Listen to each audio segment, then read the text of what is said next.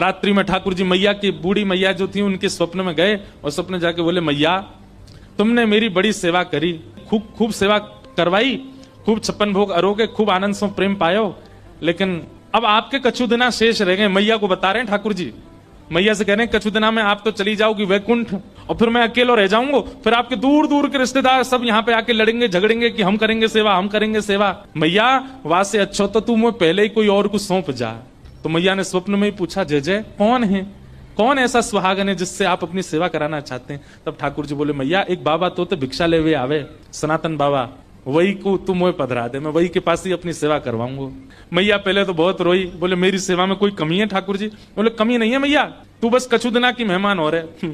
मैया को कष्ट भी दे दिया और चिंता भी दे दी। किसी को पहले ही बता दो कि भैया तुम्हारे कछु दिन ही शेष बच्चे, तो वैसे ही बेचारो टेंशन में आ जाए। ठाकुर जी केवल इतना ही कह देते कि उसको दे दो, ये क्यों बता दिया कि कछु दिना में ही जाने वाली है।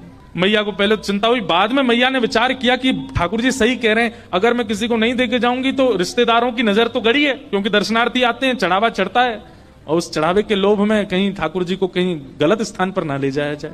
तो अगले दिन मैया ने श्रृंगार किया, भोग लगाया, इतने में बाहर सनातन गोस्वामी आ गए थे भिक्षा लेने।